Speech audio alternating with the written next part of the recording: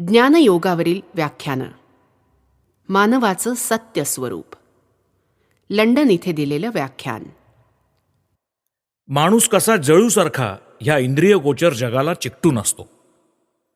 त्यातील इंद्रियभोग्य नाना वस्तूंवर तो इतका आसक्त असतो की काहीही झालं तरी तो त्या सोडू इच्छित नाही. पण ज्यात तो रात्रंदिवस वावरत असतो ते हे बाह्य जग माणसाला कितीही खरं, कितीही सारवान, कितीही भरीव वाटत असलं तरी व्यक्तीच्या आणि त्याचप्रमाणे राष्ट्राच्या आयुष्यात असा एक समय हटकून येतो की ज्यावेळी अनिच्छेनी का होईना पण त्यांना विचारावंसं वाटतं की हे सारं खरं आहे ना. आपली इंद्रिय आपल्याला फसवत तर नसतील ना, असा प्रश्नही ज्याच्या मनात कधी चाटून सुद्धा जात नाही, ज्याचा प्रत्येक क्षण कोणत्या ना कोणत्या तरी इंद्रियोपभोगात खर्ची पडत असतो, अशाही माणसाला मरावं लागतंच. आणि त्यावेळी त्यालाही अपरिहार्यपणे वाटतंच की हे सगळं काय होतं, हे सगळं खरं आहे का. ह्या प्रश्नानीच धर्माची सुरुवात होते. आणि ह्या प्रश्नाचं उत्तर मिळालं की धर्माचं काम संपतं.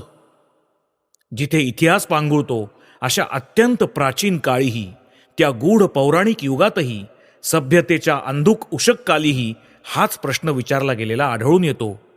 मृत्यूनंतर माणसाचं काय होतं, हे सगळं, हे जग खरं आहे का. उपनिषदांपैकी अत्यंत काव्यमय अशा कठ नामक उपनिषदाचा आरंभच या प्रश्नांनी होतो. येयम प्रेते विचिकित्सा मनुष्ये स्थित्येके नाय मस्तितिचैके. मनुष्य मेला म्हणजे त्याच्या संबंधी मतभेद उत्पन्न होतो. एक पक्ष म्हणतो की तो आता अगदी कायमचा नाहीसा झालेला आहे, तर दुसरा पक्ष आग्रहाने प्रतिपादन करत असतो की नाही, तसं नाही, तो अजूनही अस्तित्वात आहे. यापैकी कोणता पक्ष खरा, या प्रश्नाला निरनिराळी उत्तरं दिली गेलेली आहेत. जगातील अध्यात्म, तत्वज्ञान आणि धर्म यांच्यावरचे सगळे ग्रंथ वस्तुतः याच प्रश्नाच्या निरनिराळ्या उत्तरांनी भरलेले आहेत. त्याचबरोबर अशांत, व्याकुळ चित्तांनी विचारलेल्या मृत्यूनंतर काय, या जगापलीकडे काय आहे, सत्य काय आहे, या प्रश्नांना उडवून देण्याचे, दडपून टाकण्याचे प्रयत्नही काही कमी झाले नाहीत. पण जगात जोवर मृत्यू राहील तोवर हा प्रश्न दडपून टाकण्याचे हे सगळे उपरे प्रयत्न सदा विफलच ठरतील. या जगाच्या पलीकडे काय आहे याची फिकीर करण्याच्या फंदात न पडता आमच्या सगळ्या आशा आणि आकांक्षा आम्ही जे समोर दिसतं त्यावरच खिळवून ठेवू, अशी वल्गना माणसानं खुशाल करावी. या इंद्रियगोचर जगापलीकडील कशाचाही विचार मनात येऊ न देण्याचा चंग त्यांनी खुशाल बांधावा. आणि बाह्य जगातील प्रत्येक गोष्ट कदाचित त्याला या शिवारातच गुंग राहण्यास मदतही करेल. समोर आहे त्याच्या पलीकडे आमची दृष्टी फैलू नये यासाठी सगळं जग खुशाल आपलं सामर्थ्य एकवटून झटत राहो. पण काय, जोपर्यंत माणसाला मरण येत राहणार तोपर्यंत हा प्रश्नही पुन्हा पुन्हा विचारला जाणार की ज्यांच्या इतकं खरं आम्हाला काहीच वाटत नाही, ज्यांच्या इतकं सार आम्हाला कशातच दिसत नाही, त्या ह्या आम्ही कवटाळून असलेल्या सगळ्या वस्तूंचा शेवट अखेर मृत्यूच ना. मृत्यू.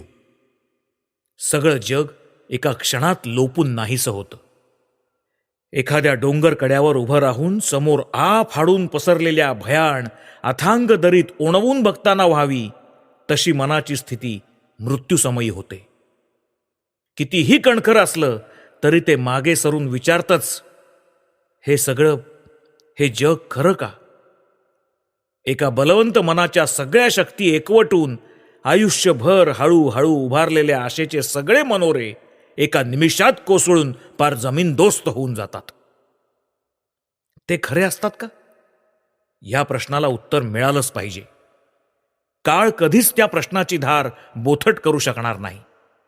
उलट जसजसा काळ लोटेल तसतसा तो प्रश्न अधिकच धारदार होत जाईल. आणि यानंतर म्हणजे सुखी होण्याची मानवाची ती इच्छा. सुखी होण्याच्या लालसेनी आपण जगामधील प्रत्येक वस्तूच्या मागे धावत असतो.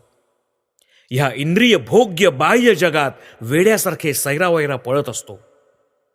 लाभत असलेल्या यशाची नशा चढलेल्या एखाद्या तरुणाला विचारा, हे जग खरं आहे असंच तो ठासून सांगेल. त्याला खरोखरच तसं वाटत असतं. पण भाग्य आपल्याला कसं सारखं चकवत आलेलं आहे याचा उमज पडल्यावर म्हातारपणी कदाचित तेच राजश्री शून्याकडे बघत सुस्कारे टाकत म्हणतील, आयुष्य म्हणजे नुसता दैवाचा खेळ आहे बघा. त्याला अखेर कळून येतं की वासना तृप्त होत नसतात. तो कुणीकडेही जाओ, त्याच्या समोर एक चिरेबंदी भिंत उभी राहते. तिच्या पलीकडे जाणं त्याला शक्य नसतं. इंद्रियांनी घेतलेल्या प्रत्येक भोगाची प्रतिक्रिया ही ठेवलेलीच आहे. सगळं काही क्षणभंगूर आहे. उपभोग, दुःख, विलास, संपत्ती, सत्ता, दारिद्र्य, सगळंच्या सगळं नव्हे, खुद्द जीवन सुद्धा क्षणभंगूर आहे. यातून सुटण्याचे दोनच मार्ग मनुष्य जातीला मोकळे आहेत.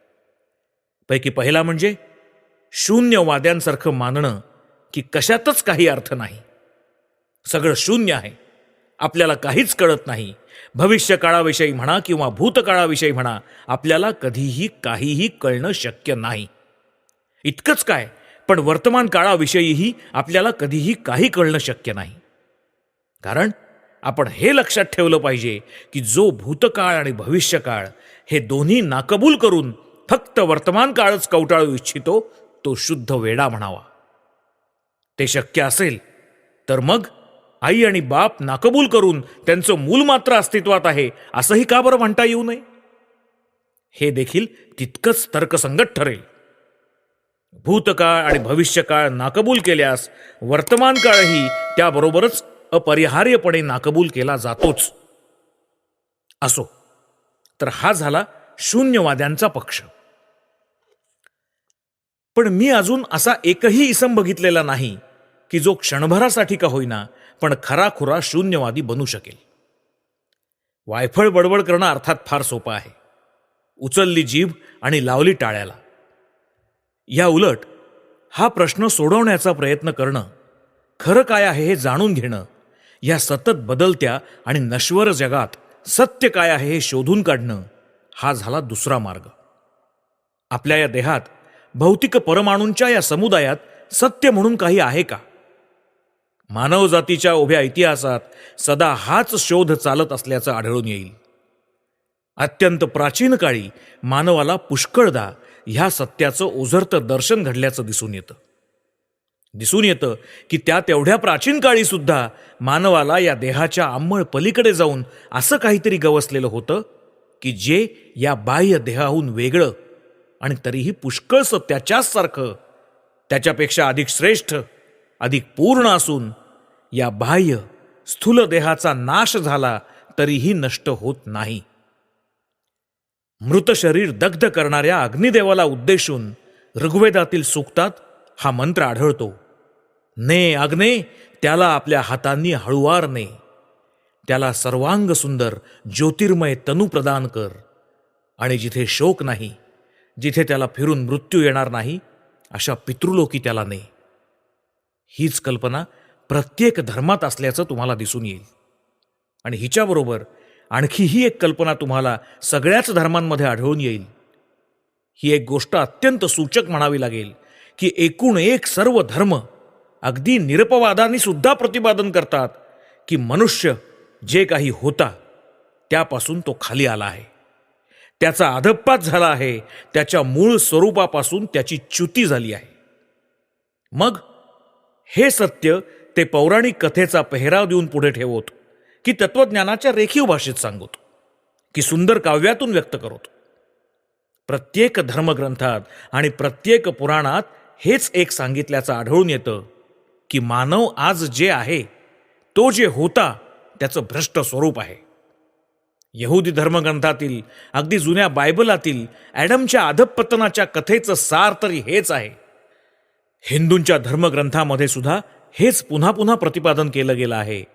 त्यांचं सत्ययुगाचं स्वप्न ह्याचंच निदर्शक आहे. त्या सत्ययुगात म्हणे स्वतःची तशी इच्छा असल्याखेरीज कुणीही मरत नसतो.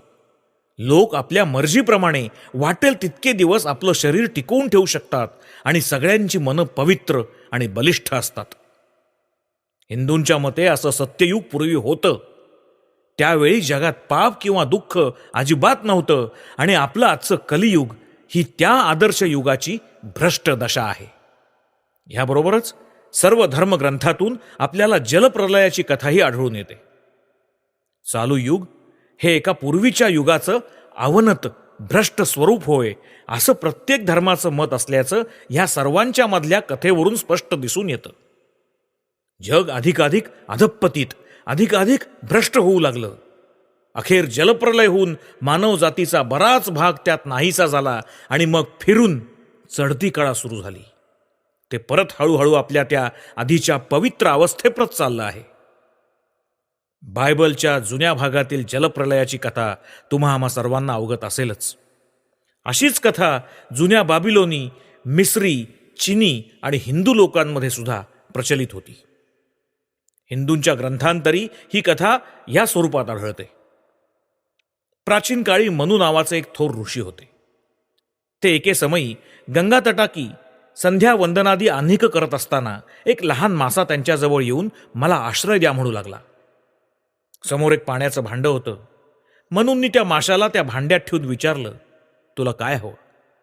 त्यावर माझ्यापेक्षा एक मोठा मासा माझा पाठलाग करतोय, त्याच्यापासून मला संरक्षण हवंय, असं त्या माशाने उत्तर दिलं. मनूंनी मग त्या लहान माशाला आपल्या घरी नेलं. दुसऱ्या दिवशी सकाळी बघतात तो मासा वाढून त्याला ज्या भांड्यात ठेवलेलं होतं त्या भांड्या एवढा मोठा झाला असल्याचं मनूंना आढळून आलं. मनूंना समोर बघून तो मासा त्यांना म्हणाला, आता या भांड्यात राहणं मला मुळीच शक्य नाही.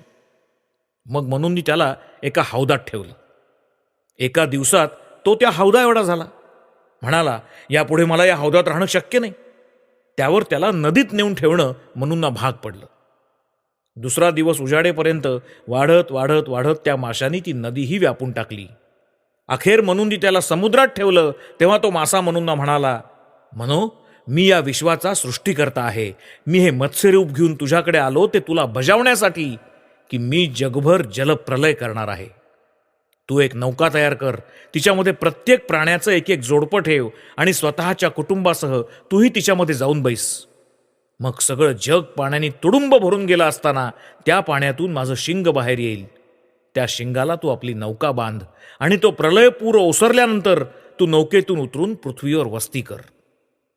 आणि मग त्यानुसार जगात जलप्रलय झाला आणि मनूंनी मत्स्य भगवानाच्या आदेशानुसार आपलं स्वतःचं कुटुंब, प्रत्येक जातीच्या प्राण्यांचं एक एक जोडपं आणि प्रत्येक उद्भिजाची बीजं त्यातून वाचवली. तो जलप्रलय संपल्यानंतर मनू नौकेतून उतरून जमिनीवर वस्ती करते झाले. आपण सर्वच जण मनूंची संतती, मनूंचे वंशज असल्यामुळे आपल्याला मानव असं म्हटलं जातं. आता मानवी भाषा म्हणजे आतील सत्य बाहेर व्यक्त करण्याचा प्रयत्न आहे. या सगळ्या कथा वाचून माझी अशी पक्की खात्री झालेली आहे की बोबडे बोलच ज्याची भाषा आहे, अशा बालकाप्रमाणेच बाल्य अवस्थेत असलेला मानव या कथांमधून अत्युच्च तत्वज्ञान व्यक्त करण्याचा प्रयत्न करतो आहे. फक्त तसं करण्याचं योग्य साधन किंवा माध्यम त्या बालमानवापाशी नव्हतं इतकंच. पण म्हणून काय झालं? जिला तुम्ही अगदी अचूक, व्यवस्थित, गणितासारखी काटेकोर अशी आजकालची भाषा म्हणता, तिच्यामध्ये आणि जुन्या काळच्या लोकांच्या अस्फुट, गूढ, पौराणिक भाषेमध्ये भेद आहे, तो फक्त अभिव्यक्ती सामर्थ्याच्या प्रमाणाचा. या सर्व कथांच्या मागे एक महान सत्य आहे. प्राचीन लोक ते जणू या कथांमधून व्यक्त करण्याची धडपड करीत आहेत. पुष्कळदा या असल्या पौराणिक कथांच्या मागे अमोल सत्य दडलेली असतात. आणि अत्यंत खेदाने म्हणावं लागतं की आम्हा आधुनिकांच्या गोंडस, घासून पुसून चक्क अशा शब्दावडंबरामागे पुष्कळदा नुसत्या कचऱ्याखेरीज आणखी काहीही नसतं.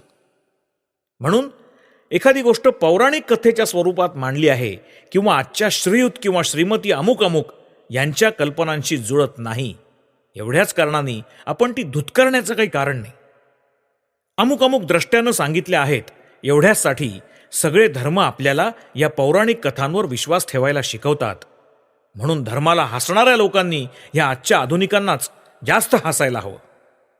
आजच्या काळात जर एखाद्याने मोझेसचं, बुद्धाचं किंवा ख्रिस्ताचं वचन उद्धृत केलं तर गावंढळ म्हणून लोक त्याला हसतात.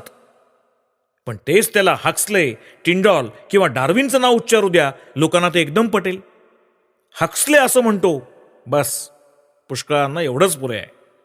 आहा, अंधविश्वासाचा केवढा अभाव आहे हा. पूर्वी होता धार्मिक अंधविश्वास आणि आता आहे वैज्ञानिक अंधविश्वास.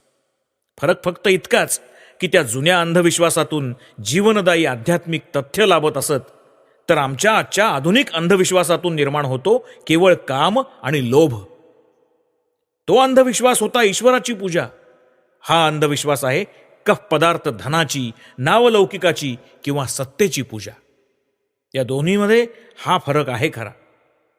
असो, आपण आपल्या त्या पौराणिक गोष्टीकडे वळूया. या सर्व कथांमध्ये जी एक कल्पना प्रामुख्याने अनुस्यूत झालेली आपल्याला दिसून येते ती ही की माणूस आधी जे काही होता त्यापासून ढळून तो आता अवनत झालेला आहे. पण वर्तमान काळाकडे वळल्यास आधुनिक संशोधनांनी हे मत अजिबात खोडून काढलं असल्याचं दिसतं. क्रमविकासवादी ह्या म्हणण्याच्या अगदी विरुद्ध असलेले आपल्याला आढळून येतात. क्रमविकासवाद्यांच्या मतानुसार माणूस हा क्षुद्र, मांसल अशा एका विशिष्ट जीवाणूचा क्रमविकास होत होत निर्माण झालेला आहे. आणि म्हणून या मगाच्या पौराणिक गोष्टीमध्ये जे प्रतिपादन केलेलं आहे ते खरं असणं शक्य नाही. या दोन परस्पर विरोधी मतांचा समेट करण्याचं सामर्थ्य भारताच्या पुराणांमध्ये आहे. भारतीय पुराणांमध्ये कल्पांविषयी एक सिद्धांत आहे. त्या कल्पसिद्धांतानुसार कोणतीही प्रगती ही लाटेसारखी होत असते. लाट उठून वर जाते, खाली येते, फिरून वर जाते, फिरून खाली येते, पुन्हा वर जाते. अशा क्रमाने ती पुढे पुढे सरत असते. हिला चक्राकार गती म्हणता येईल. आधुनिक संशोधनानुसारही हे अगदी खरं आहे की माणूस हा कशाचा तरी केवळ क्रमविकास होऊनच निर्माण झाला असणं शक्य नाही. क्रमविकास म्हटला की त्याआधी क्रमसंकोचाची प्रक्रिया आलीच. आधुनिक विज्ञान तुम्हाला हेच सांगेल की एखाद्या यंत्रात तुम्ही आधी जेवढी शक्ती प्रविष्ट कराल तेवढ्याच प्रमाणात नंतर त्या यंत्राकडून तुम्हाला शक्ती मिळू शकेल. काही नाही मधून म्हणजेच असत मधून काहीतरी म्हणजेच सत निर्माण होणं कदापिही शक्य नाही. पूर्ण मानव, बुद्ध मानव, ख्रिस्त मानव जर एका विशिष्ट क्षुद्र मांसल जीवाणूचा क्रमविकास असेल तर मग तो पूर्ण मानव, तो बुद्ध, तो ख्रिस्त क्रमसंकुचित होऊन आधीचाच त्या जीवाणूत प्रविष्ट झालेला असायला हवा. तसं जर नसेल तर मग त्याचं हे लोकोत्तर विभूतिमत्व आलं तरी कुठून? काही नाही मधून काहीतरी उपजूच शकत नाही. त्या जुन्या धर्मग्रंथाचा आधुनिक ज्ञानाशी असा मेळ बसवणं ह्या कल्पसिद्धांताच्या मदतीने आपल्याला शक्य आहे. निरनिराळ्या अवस्थांमधून हळूहळू व्यक्त होत होत जी शक्ती अखेर पूर्ण मानवाच्या रूपाने प्रकट होते ती काही नाही मधून म्हणजेच शून्यातून किंवा असतामधून आलेले असणं शक्य नाही. ती कुठेतरी होतीच होती. आणि मागे जात जात तुम्ही जर एखाद्या विशिष्ट जंतू जीवाणूलाच या सगळ्याचा प्रारंभ ठरवत असाल तर त्या जंतू जीवाणूमध्ये ती शक्ती कशी ना कशी तरी समाविष्ट असलीच पाहिजे. अलीकडे ज्या एका प्रश्नावर चांगलंच रण माजत आहे तो असा आहे की ज्याला आपण देह म्हणतो तो पंचभूतांचा समुदायच आत्मा नामक किंवा विचार नामक शक्तीला जन्म देत असतो की विचारच या देहाला घडवत असतो. जगातील सर्व धर्म अर्थातच असं प्रतिपादन करतात की विचार नामक शक्तीच देह घडवत असते. देह कधी विचाराचं कारण असूच शकत नाही.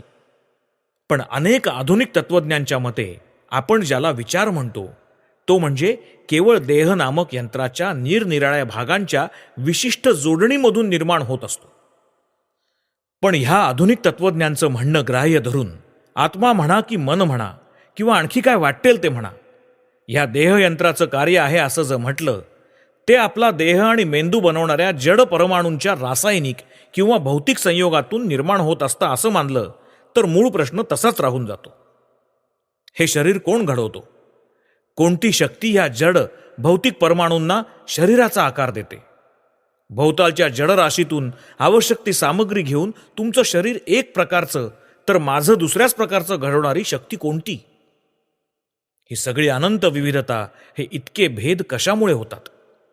आत्मा हा शरीरातील भौतिक परमाणूंच्या संयोगातून निर्माण होतो असं म्हणणं म्हणजे बाप मुलापासून जन्मतो असंच म्हणण्यासारखं आहे. जड परमाणूंचा हा संयोगच कसा झाला? कुणी कोणत्या शक्तीनं तो घडवून आणला? तुम्ही जर म्हणाल की दुसऱ्या कोणी एका शक्तीनं हा संयोग घडवून आणला आहे आणि जो आत्मा आता एका विशिष्ट जडद्रव्य राशीशी संयुक्त झालेला दिसतो आहे तो त्याच जड परमाणूंच्या संयोगाचं फल होय, तर ते काही आमच्या प्रश्नाचं उत्तर नव्हे. प्रचलित इतर सिद्धांतांशी विरोध न करता सर्वच नाही तरी निदान अधिकांश घटनांची जो सुसंगत उपपत्ती लावून दाखवतो तोच सिद्धांत आपण ग्रहण करायला हवा. सबब जडद्रव्य घेऊन त्यातून शरीर घडवणारी शक्ती आणि त्या शरीरातून व्यक्त होणारी शक्ती या दोन्ही एकच आहेत असं म्हणणंच तर्काला अधिक धरून होईल. आणि म्हणून जी विचाररूपी शक्ती किंवा मनशक्ती आपल्या शरीरामध्ये व्यक्त होत आहे ती केवळ ते शरीर घडवणाऱ्या जड परमाणूंच्या संयोगामधून उत्पन्न झाली असून तिला स्वतंत्र अस्तित्व नाही असं म्हणण्यात काहीच अर्थ नाही. शिवाय शक्ती कधी जडामधून उत्पन्न होऊ शकत नसते. उलट असं सप्रमाण सिद्ध करून दाखवणं शक्य आहे की आपण ज्याला जड म्हणतो त्याला मुळी अस्तित्वच नाही. जड ही शक्तीचीच केवळ एक विशिष्ट अवस्था आहे इतकंच. घनत्व, कठीणपणा, भरीवपणा इत्यादी जडाचे सर्वच गुणधर्म गतीमुळे निर्माण होत असतात असं सिद्ध करता येईल. द्रवपदार्थांना खूप जोरानं भोवऱ्यासारखी गती दिली तर त्यात घन पदार्थाची शक्ती निर्माण होते. हवेला जर प्रचंड वादळातल्यासारखी भोवऱ्याची गती दिली तर ती घन पदार्थासारखी होऊन घन पदार्थांना धडक देऊन त्यांना तोडू फोडू वाकवू शकते. कोळ्याच्या जाळ्याच्या एका तंतूला जर अत्यंत वेगानं गतिमान करता आलं तर तो लोखंडी साखळी इतका पक्का होऊन एखादं झाड सुद्धा छेदून जाऊ शकेल. या दृष्टीनं बघता आपण ज्याला जड म्हणतो ते अस्तित्वात नाही असं सिद्ध करणं त्या मानाने सोपं जाईल. आमच्या शरीरामध्ये ही जी शक्ती व्यक्त होत असते ती काय आहे? एवढं मात्र खरं की ती शक्ती काहीही असो ती जणू जड परमाणूंना घेऊन त्यातून मनुष्य शरीर आदी आकृती घडवत आहे. दुसरं कोणीही येऊन हे तुमचं माझं शरीर घडवत नाही. माझ्याकरता माझ्या ऐवजी आणखी कोणी जेवला असं कधी झालेलं नाही. माझं मलाच अन्न खावं लागतं, मलाच ते पचवावं लागतं आणि त्यातूनच माझं रक्त, माझं मांस, माझी हाडं हे सगळं माझं मलाच तयार करावं लागतं. ही गूढ अद्भुत शक्ती काय आहे? भूत भविष्यासंबंधीचा विचार पुष्कळांना भीतीदायक वाटतो. पुष्कळांना ते नुसतं अनुमान करत बसणं वाटतं. म्हणून आपण आता वर्तमानाचाच विचार करू. प्रश्न आहे, आपल्यामधून कार्य करणारी ही शक्ती काय आहे? आपल्याला हे माहितीच आहे की प्राचीन काळच्या सर्वच धर्मग्रंथातून ही शक्ती म्हणजे आपल्या शरीरामध्ये वसणारं एक ज्योतिर्मय अंतःशरीर किंवा सूक्ष्म शरीर असल्याचं मानलं गेलेलं आहे. ज्योतिर्मय अंतःशरीर किंवा सूक्ष्म शरीर हे रूपानं बाह्य स्थूल शरीरासारखंच असून स्थूल शरीराचं पतन झालं तरी ते सूक्ष्म शरीर मात्र तसंच टिकतं असं त्याचं वर्णन त्या ग्रंथांमध्ये आढळतं. पण नंतरच्या काळात याबाबत यापेक्षा उच्च कल्पना उदयाला आलेली दिसते आणि ती अशी आहे की हे ज्योतिर्मय अंतःशरीर म्हणजे काही ती मूलभूत शक्ती किंवा सत्ता नव्हे. ज्या कशाला म्हणून रूप किंवा आकार आहे ते जड परमाणूंच्या संयोगानेच निर्माण झालं असलं पाहिजे आणि म्हणून तो संयोग घडवून आणणारं वेगळं काहीतरी यामागे विद्यमान असायला हवं. तर आपलं हे बाह्य स्थूल शरीर घडवायला त्याहून वेगळी अशी कशाची तरी आवश्यकता असेल तर मग त्याच कारणासाठी ते ज्योतिर्मय अंतःशरीर किंवा सूक्ष्म शरीर घडवण्यासाठी त्याहूनही वेगळं असं काहीतरी आवश्यक असणारच. त्या काहीतरीलाच आमच्या संस्कृत भाषेमध्ये आत्मा असं म्हटलंय. इंग्रजीमध्ये ज्याला सोल असं म्हटलंय त्यांना कळून आलं की हा आत्माच ह्या ज्योतिर्मय अंतःशरीरातून म्हणजेच सूक्ष्म शरीरातून आपल्या बाह्य स्थूल शरीरावर कार्य करत असतो. हे ज्योतिर्मय अंतःशरीर किंवा सूक्ष्म शरीर मनाचं वसतिस्थान मानलं जाऊन आत्मा त्याच्या पलीकडे आहे असं ठरलं. हा आत्मा म्हणजे मनही नव्हे, तो मनालाही चालवतो आणि मनाच्या द्वारे स्थूल शरीरालाही चालवतो. तुम्हाला एक आत्मा आहे, मला निराळा आत्मा आहे. आपल्यापैकी प्रत्येकालाच वेगवेगळा आत्मा आहे आणि एक एक वेगवेगळं सूक्ष्म शरीर आहे. आणि त्यामधून आपण स्थूल बाह्य शरीरावर कार्य करत असतो. इथपर्यंत मजल गाठल्यानंतर मग ह्या आत्म्यासंबंधी, या आत्म्याचं स्वरूप कसं आहे यासंबंधीही प्रश्न विचारले गेले. शरीरही नाही, मनही नाही, असा हा मानवाचा आत्मा मग आहे तरी काय? खूप उलटसुलट चर्चा झाली, अनुमानं केली गेली, तऱ्हेतऱ्हेची तात्विक मतं अस्तित्वात आली. या सगळ्यातून आत्म्यासंबंधी निष्पन्न झालेले काही सिद्धांत मी आता तुम्हाला सांगण्याचा प्रयत्न करतो. ह्या निरनिराळ्या सगळ्या तत्वज्ञानांचं या एका मुद्द्यावर एकमत आहे की एरवी या आत्म्याचं स्वरूप कसं का असेना, त्याला रूपही नाही किंवा आकारही नाही, आणि जिला रूप आणि आकार नसतो ती गोष्ट सर्वव्यापी असलीच पाहिजे. देश आणि काल हे दोन्ही मनातच विद्यमान असतात. कालाखेरीज कार्यकारण भाव असूच शकत नाही. आधी हे, त्याच्यानंतर ते, त्याच्यानंतर ते, अशा क्रमाच्या कल्पनेखेरीज कार्यकारण भाव असूच शकत नाही. सारांश, देश, काल आणि कार्यकारण ही तिन्ही मनामध्येच असतात. आणि ज्या अर्थी आत्मा हा मनाच्या पलीकडे असून रूपरहित म्हणजे निराकार आहे, त्या अर्थी तो देश, काल आणि कार्यकारण यांच्या पलीकडे असला पाहिजे. आणि याप्रमाणे तो जर देश, काल आणि निमित्तांच्या पलीकडे आहे तर तो अनंत असलाच पाहिजे. आणि इथेच आमच्या तत्वज्ञानातला सगळ्यात श्रेष्ठ सिद्धांत येतो, तो असा की अनंत कधी दोन असू शकणारच नाहीत. आत्मा जर अनंत असेल तर मग केवळ एकच आत्मा असू शकतो. आणि तुम्हाला एक आत्मा आहे, मला निराळा आत्मा आहे, वगैरे वगैरे ज्या काही आत्म्यांच्या अनेकत्वाविषयीच्या कल्पना आहेत त्या खऱ्या असणं शक्य नाही. आणि म्हणूनच खरा मानव हा एकमेवाद्वितीय अनंत सर्वव्यापी आत्मा आहे. तेच मानवाचं सत्य स्वरूप आहे. आणि वरवर खरा भासणारा मनुष्य हा व्यावहारिक जीव त्या खऱ्या मानवाची एक सीमित किंवा नामरूपाच्या उपाधींमुळे ओढवलेली अवस्था आहे. ह्या अर्थाने ती पौराणिक कथा खरीच ठरते की हा वरवरचा माणूस, हा व्यावहारिक जीव एरवी कितीही मोठा असला तरी वस्तुतः तो त्या पलीकडच्या खऱ्या मानवाचं केवळ एक अस्पष्ट प्रतिबिंबच आहे. तो खरा मानव, तो आत्मा कार्य आणि कारण यांच्या पलीकडे असल्यामुळे, देश आणि काल यांनी बांधलेला नसल्यामुळे स्वाधीन म्हणजे स्वरूपतः मुक्त असला पाहिजे. बद्ध तो कधीच नव्हता. त्याला बांधील असं काय आहे? हे त्या आत्म्याचं प्रतिबिंब हा वरवरचा मनुष्य, हा व्यावहारिक जीव मात्र देश, काल आणि कार्यकारण भाव यांनी जखडलेला आहे. म्हणजेच तो बद्ध आहे. किंवा आमच्या काही तत्वज्ञांच्या भाषेत सांगायचं म्हणजे तो बद्ध आहे असा भासतो. पण खरोखर तो बद्ध मात्र नाही. आमच्या आत्म्यासंबंधी हेच सत्य आहे की तो सर्वव्यापी आहे, तो चैतन्य स्वरूप आहे आणि तो अनंत आहे. आम्ही स्वरूपतःच असे आहोत. प्रयत्न करून आम्हाला तसं व्हायचं नाही. प्रत्येक आत्मा अनंत आहे आणि म्हणून जन्म मृत्यूचा प्रश्नच उद्भवू शकत नाही. एकदा एका शाळेमध्ये कित्येक लहान मुलामुलींची परीक्षा घेणं चाललं होतं. परीक्षक त्यांना अंमळ कठीणच प्रश्न टाकत होता. त्यापैकी एक प्रश्न असा होता की ही पृथ्वी पडत का नाही. परीक्षकाला त्या मुलांकडून गुरुत्वाकर्षणासंबंधी काही उत्तर हवं होतं. बहुतेक मुलांना काहीच उत्तर देता आलं नाही. काही 4-2 मुलांनी अडखळत पृथ्वी न पडण्याचं कारण गुरुत्वाकर्षण किंवा तसलंच काहीतरी आहे असं गुळमुळीत मोघम उत्तर दिलं.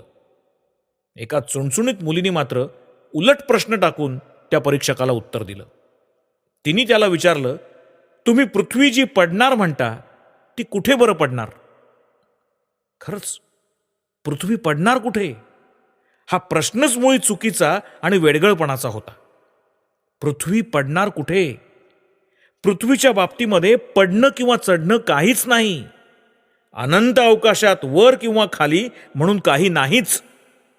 वर आणि खाली हे केवळ कशाच्या तरी अपेक्षेने योजायचे शब्द आहेत. वर खालीपणा हा सापेक्ष असतो. अनंत जाणार कुठे आणि येणार तरी कुठून? त्याने कुठून यायचं आणि जायचं तरी कुठे? तर याप्रमाणे माणूस ज्यावेळी गतकाळाचा किंवा भावी काळाचा विचार करण्याचं थांबवतो, आपला देह उत्पत्ती विनाशशील किंवा सीमाबद्ध आहे हे जाणून देहाभिमानाचा त्याग करू शकतो, त्याच वेळी तो एका उच्चपदी आरूढ झालेला असतो. शरीर हा खरा माणूस किंवा आत्मा नाही. मनही आत्मा नाही, कारण त्याचा ऱ्हास आणि वृद्धी होते. त्यांच्या पलीकडे असलेला आत्माच चिरंतन आहे, नित्य आहे, तोच शाश्वत आहे. फक्त तोच कायम राहणार आहे. शरीर आणि मन सारखे बदलत असतात. नव्हे, बदलांच्या एका साखळीलाच आपण शरीर म्हणत असतो आणि दुसऱ्या साखळीला मन म्हणत असतो. ती एखाद्या नदीसारखी आहेत. तिच्यातले पाणी वाहून जात असतं आणि तरीही एका अखंडित प्रवाहाचा आभास निर्माण करत असतं. आपल्याला ती नदी एकच वाटत असते. आपल्या शरीरातील प्रत्येक परमाणू सारखा बदलतोय, परिणाम पावत आहे. काही थोडे क्षण देखील कुणाचंही तेच शरीर नसतं आणि तरीही आपण त्याला तेच एक शरीर समजत असतो. मनासंबंधी असंच. ह्या क्षणी ते सुखी, दुसऱ्या क्षणी दुःखी होऊन जातं. ह्या क्षणी सबळ, पुढच्याच क्षणी दुर्बळ बनून जातं, जणू काही सतत बदलता भोवराच. म्हणून तेही आत्मा असणं शक्य नाही, कारण आत्मा अनंत आहे. बदल फक्त शांत सीमाबद्ध वस्तूंमध्येच होणं शक्य आहे. अनंत कशाही प्रकारे बदलणं शक्य नाही. तसं म्हणणं म्हणजे वेडेपणाच आहे.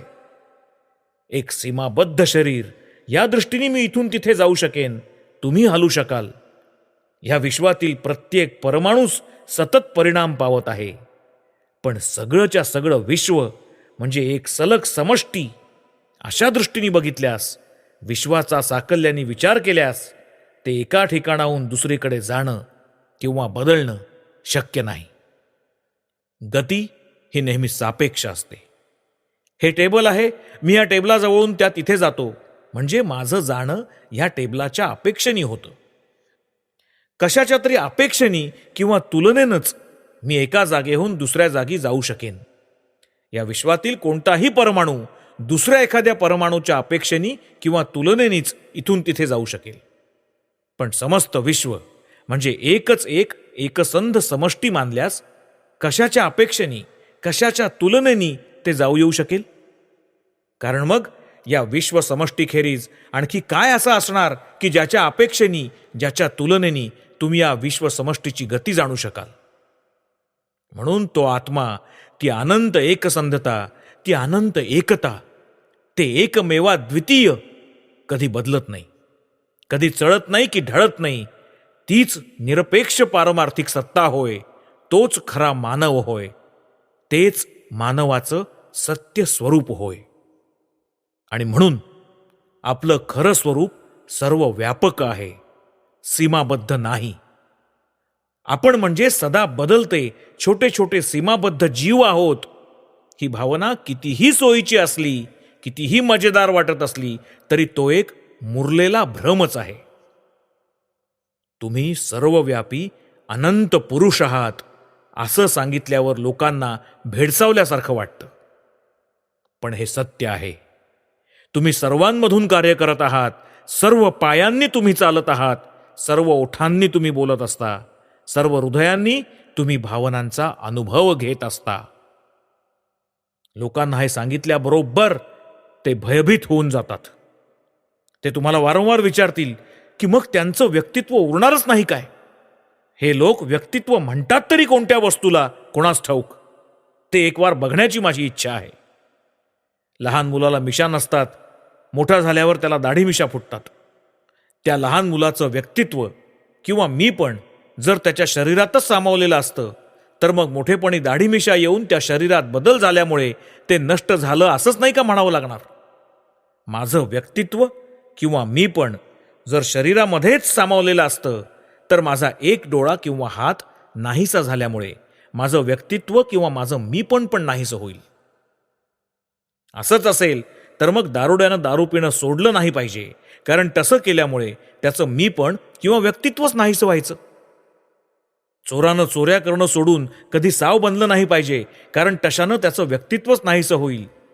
या व्यक्तित्व गमावण्याच्या भयानं मग कुणीही आपल्या सवयी बदलूच नयेत. सगळ्याच वेडेपणांचा बाजार. व्यक्तित्व किंवा मीपण हे अनंताखेरीज आणखी कशातही नाही. न बदलणारी अशी फक्त तीच एक अवस्था आहे. बाकीचं सगळं काही सारखं बदलतंय, परिणाम पावतंय, वाहून जातंय. व्यक्तित्व किंवा मीपण हे स्मृतीतही असू शकत नाही.